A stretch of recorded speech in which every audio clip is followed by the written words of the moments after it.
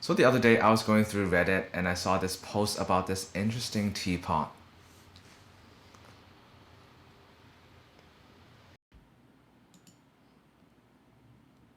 Huh?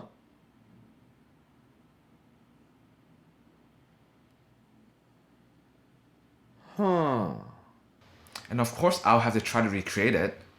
Since the video doesn't show the internals of the teapot, I can only imagine how the inside works. My first guess is that it uses the same logic for when there's water in a straw, but one end is sealed.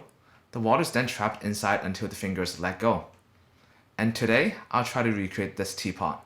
Let me get a proof of concept printed.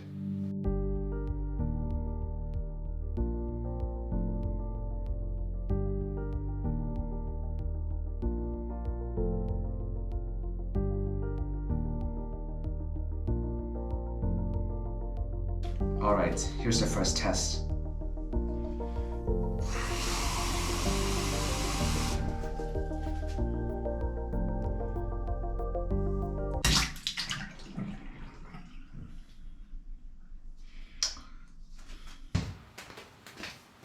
Alright, this didn't work. I don't know what I was thinking. This is just a cup, right? I think the reason why the water doesn't drop down from the straw, but it does from this, is because of the size of the opening. When the opening is small enough, the surface tension is holding onto the water so it doesn't drop. But when the opening is big enough, it doesn't hold so the water drops down. Well, thankfully, I found an illustration online about how this pot works. So let me get that printed. So here is a working teapot that I designed in CAD and printed. Let me show it to you.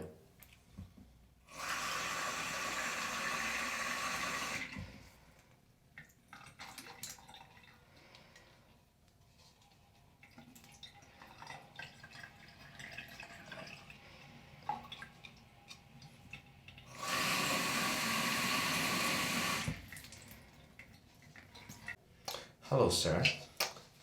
Do you want some tea? I mean water.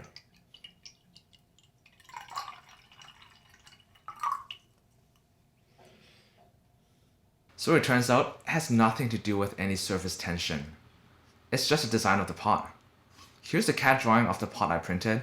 As you can see, when the pot is upside down, I can fill the water up, and when I flip the teapot back to its right side up, there's sort of a reservoir that holds the water. After that, it just works as a normal teapot. So there you go, mystery solved.